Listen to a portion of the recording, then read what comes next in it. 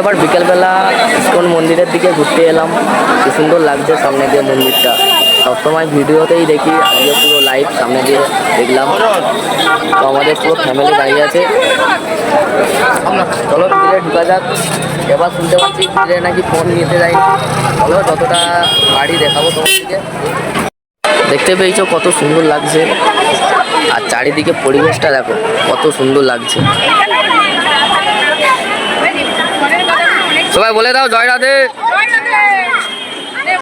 কোনটা জমা দিতে হবে, কোনটা জমা দিয়ে দিই ভিতরে তোমার দিকে দর্শন করাতে পারবো না, এখানে এসে তোমার দিকে দর্শন করতে হবে। খুব দুঃখিত লাগছে। এই ফওয়ারাটা দেখার জন্যে কত দূর দূর দিয়ে লোক আছে, কত সুন্দর লাগছে দেখো।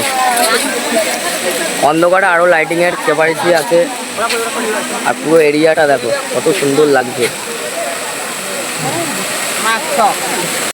এখানে আসলে পুরো মন খুশ, দিল খুশ হয়ে যায়। এখানে এলে শান্তিও হচ্ছে। ওই করে বয়স্ক থেকে ছোট থেকে বড় থেকে সবাই এখানে এসে দুদিন কাটাই, পুরো মন শান্তি হয়ে যায়। জয় শ্রীকৃষ্ণ।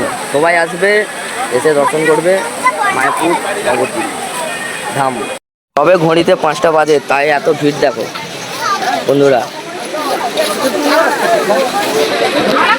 চারিদিকে ইস্কন মন্দিরের চারিদিকে ঘুরে তোমার দিকে আগে দেখে নিচ্ছি, যাবো ঠাকুরটা তোমার দিকে দর্শন করাতে পারবো নি, এটাই আমার সবসময় বলছে, এটাই দুঃখিত রয়ে গেল।